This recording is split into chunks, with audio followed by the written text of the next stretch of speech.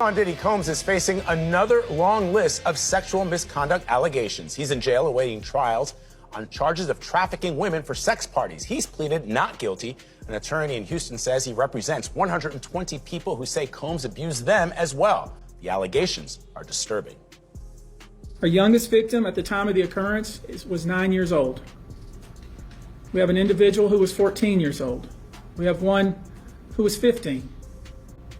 25 of the 120 individuals who are plaintiffs in these cases were minors at the time of the acts complained of. Combs' lawyer said he denies any claim that he sexually abused anyone, including minors. The last hearing before Sean Combs' trial starts, when he walked into federal court today, he appeared to be looking for his family. They've pretty much been at all of the hearings that I've been to, but there was no presence of his sons or his mother or his sister who had previously been at those hearings. What came out of today's hearing? Number one, the government acknowledged that they offered Combs a plea deal. Combs acknowledged he has no interest in taking that. They're going to move forward with the trial. They also talked about the jury selection process, which one legal expert I spoke to said is probably the most important thing that you want to pay close attention to before the actual trial starts. On September 16, 2024, music mogul Sean Diddy Combs was arrested in New York City and charged with racketeering, trafficking by force, fraud, or coercion, and transportation to engage in relations for money. Prosecutors allege Diddy ran a criminal enterprise involving forced labor, kidnapping, and bribery. I got back in and called Sean Combs again. I was looking for him. I wanted to fight him, you know. Did he answer? Yeah, he said, "I'm on my way." I thought to myself, At this moment, the defense objected on the grounds of non-responsive and was overruled. And the judge told the prosecution to ask a new question. When you saw Cassie, how did she seem? depressed. Did you see Cassie in Connecticut? Yes, she needed it. Did Mr. Combs call you? Yes, he hit me a few times. Hit? Called me. And so we're going to have a lot of information coming at these jurors fast and furiously. We will see Sean Diddy Combs in court today to decide what the fate will be. But opening statements, Sarah, this is the moment you're going to hear from the prosecution to lay out their case. What will they allege? What do they want the jurors to know, to hang on to, and what will be an 8 to 10 week trial? What do Barack Obama, Britney Spears, and Michael B. Jordan have in common? On the surface, absolutely nothing. But in a federal courtroom buzzing with whispers, those names were spoken out loud, not in fan fiction or tabloid gossip, but during the real-life trial of Sean Diddy Combs. What started as a shocking case of abuse allegations from singer Cassie Ventura has evolved into something far more explosive, a swirling vortex of celebrity names, surprising testimonies, and behind-the-scenes stories that no one ever imagined would come to light. As the courtroom delved deeper, it wasn't just Diddy's empire under scrutiny. A-list stars, political giants, and cultural icons found their names appearing in the most unlikely of places. We're also expecting to hear from an escort who is seen as a witness in this case as well. We heard last week from the defense they're planning on attacking Ventura as well, saying that she was mutual in the domestic violence in this case, saying that she was violent toward Combs. Jury selection lists, sworn testimonies, and sealed depositions. Some were innocent references. Others tied to allegations so dark they left the courtroom in stunned silence. This isn't just a celebrity trial. It's a mirror held up to the industry, exposing who stood close, who looked away, and who may have known too much. And the most disturbing part? We're still in the early chapters. Let's explore every name mentioned, every connection suggested, and why it matters now more than ever. The storm didn't begin with courtroom chatter. It started with Cassie Ventura. Once known simply as Diddy's girlfriend and a rising R&B star, she entered the court not as a performer but as a survivor. What she revealed changed everything. In painful detail, Cassie recounted a relationship marked by fear, control, and what she termed freak-offs. Shocking, coerced encounters with strangers allegedly orchestrated by Diddy himself. There is the video, the surveillance video from 2016 in a hotel showing the vicious attack by Sean Combs on Cassandra Ventura. And of course, there's other evidence alluded to in the indictment. We expect to see some of these bottles of baby oil and lubricant from the so-called freak-off. Her words weren't merely testimony. They opened a chilling window into a life of manipulation and psychological torment. She recounted the moments she attempted to leave, only to be pulled back in by threats and isolation. Cassie expressed her fears for her own safety and that of those around her. She wasn't just protecting herself, she was safeguarding everyone Diddy had power over. The courtroom was silent as she recounted specific incidents, including being forced to carry out acts while security and assistants looked the other way. When she finally broke free, she did so quietly yet powerfully, by filing the civil suit that would crack the door open for everything that followed. But Cassie's story wasn't the end. It was only the match. The fire was coming next. Few people expected Kid Cudi to take the stand, but when he did, he didn't hold back. Calm, measured, and with the weight of years in his eyes, Cudi revealed a dark chapter that shocked the courtroom and possibly changed the trajectory of the entire trial. You called Sean Combs? I did. He said, "I'm over here waiting for you." When you arrived, what did the outside look like? Pretty normal. Any security camera? Yes, but I found out they weren't working. But the security cameras had been moved. Did you move them? No. What did you see inside your home? Gifts were open, some stuff I got from Chanel, and my dog was locked up in the bathroom. How did you usually leave your dog? I let him roam. How long had you had your dog? 3 years. What changes were behavior of your dog after the break-in? Jittery, on edge all the time. He spoke about a time when he briefly dated Cassie, a decision that, according to him, nearly cost him his life. Shortly after the relationship began, his car exploded in his driveway. Many believed it was a freak accident at the time. However, in court, Cudi testified that he had always suspected Diddy was behind it, and that the timing was no coincidence. The jury leaned in. This wasn't tabloid fodder. This was a respected artist, under oath, connecting the dots between a personal vendetta and a terrifying act of retaliation. Even more alarming, Cudi mentioned that after the explosion, he received messages that made it clear, stop or things could get worse. Outside the courtroom, rap peers were divided. Young Thug allegedly called Cudi's testimony disloyal, while others praised his courage. But the message was clear. If true, Diddy's influence reached far beyond the studio. What was her demeanor? Very stressed and worried. Where did you go? The Sunset Marquee. Why? I thought it was safe, off the radar. Who else did you speak with? Capricorn Clark. She sounded near tears. What did she say? That Sean Combs in the car, near my house. At this moment, the defense objected but was overruled. What Cudi said next only added to the darkness. The drama didn't start with testimony. It began even before the trial officially kicked off. During jury selection, attorneys read a list of names to potential jurors, asking if any would affect their impartiality. However, this wasn't a typical list. It featured names that raised eyebrows across the nation: Barack Obama, Britney Spears, Michael B. Jordan, Kanye West, and Mike Myers. Why these names? Were they involved? Were they witnesses? The reality was less shocking, but still informative. The court clarified that the names were provided to reveal any personal connections or biases among the jurors.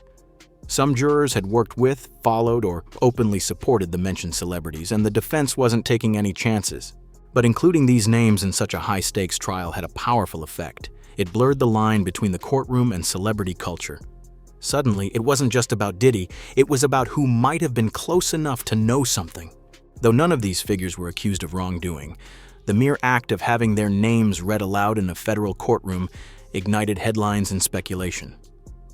While this move may have been procedural, it suggested just how wide the net in this case might stretch. Dawn Richard wasn't just another voice in the crowd, she was once part of Diddy's inner circle. As a member of Danity Kane, a girl group formed by Diddy himself, she had a front row seat to the line. Today in a New York federal courtroom, Sean Diddy Combs told the judge he was, quote, a little nervous. The rap mogul's criminal trial began this morning. He is sex trafficking, racketeering, and more.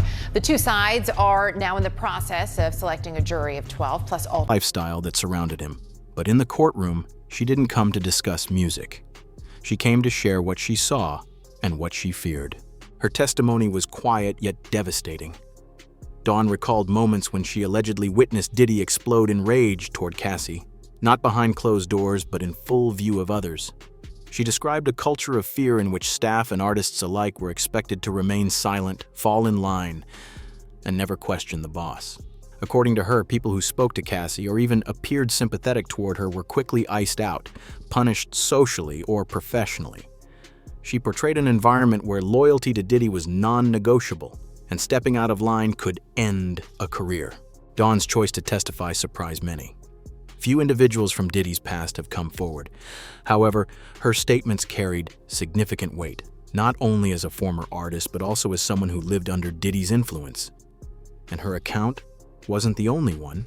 If anyone understood what truly happened behind closed doors, it was the people who were paid to clean up the mess, literally. Former assistants and household staff took the stand, and their testimonies painted a disturbing picture of life inside Diddy's inner sanctum. One former assistant described her task of cleaning up after wild, drug-fueled parties, events that left more than just physical messes. What did you say? That I didn't want to talk with him. He broke into my house, hurt my dog. Did you and Ms. Ventura break up? Yes. What about your car? My dog's babysitter called me and told me my car was on fire. Where were you? At a relative of my ex-girlfriend. Where did you go? To my house, 8925 Hollywood Hills Road. Let me show you 6 pictures. Do you recognize? My Porsche. She recalled finding broken furniture, bruised guests, and signs of violence, but was instructed to remain silent and act like nothing happened. Her job, she said, wasn't just about scheduling meetings. It involved managing chaos and covering up the aftermath.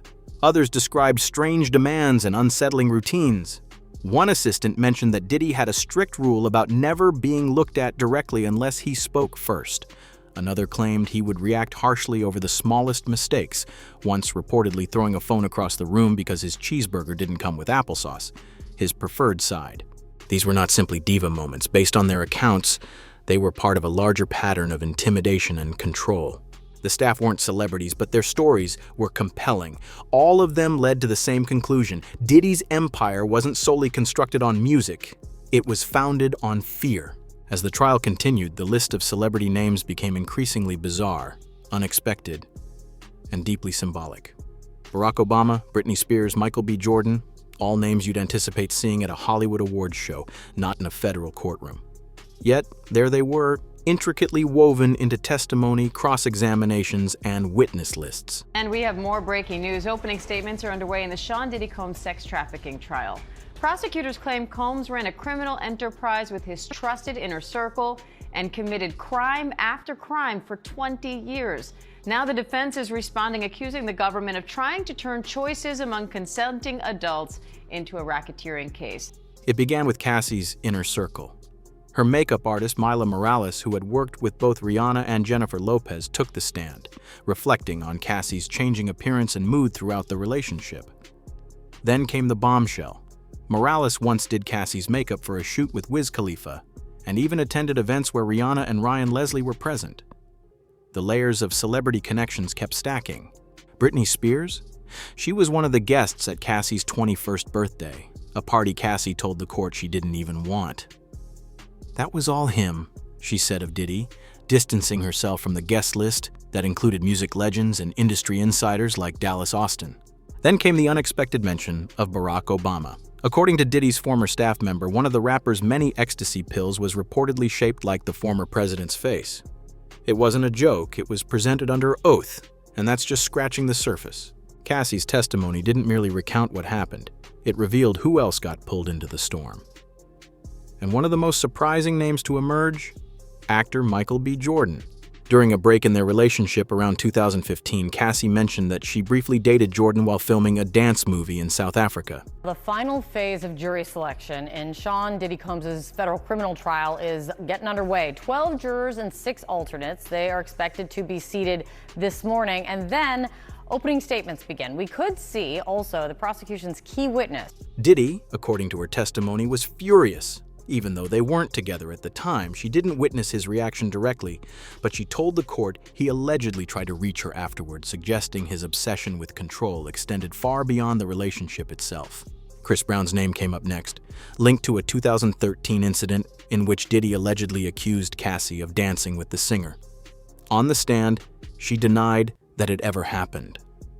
Still, the line of questioning revealed how far Diddy's jealousy could spiral, often without any evidence at all. Other celebrities were mentioned during jury screening, including Destiny's Child's Michelle Williams, actress Lauren London, and comedian Mike Myers. Even Jimmy Iovine and Usher were included through anecdotes about violent outbursts and lavish dinners where abuse allegedly occurred in front of music royalty. By the time Dawn Richard repeated Diddy's chilling threats, "I end people," the jury wasn't merely listening. They were stunned. And the public? Still trying to understand how far this web of silence truly stretched. Combs' former girlfriend, Cassie Ventura, testified today. You remember that CNN last year published a hotel surveillance video from 2016 showing Combs attacking Ventura. He has pleaded not guilty to the charges of racketeering and sex trafficking. If convicted, Sean Combs could spend the rest of his life in prison. As the trial unfolds, one thing is clear. This isn't just about Diddy. It's about the ecosystem that allowed him to thrive unchecked for decades. Testimonies from former lovers like Cassie Ventura, insiders like Dawn Richard, respected artists like Kid Cudi, and anonymous assistants who observed it all collectively add another layer to a deeply unsettling portrait.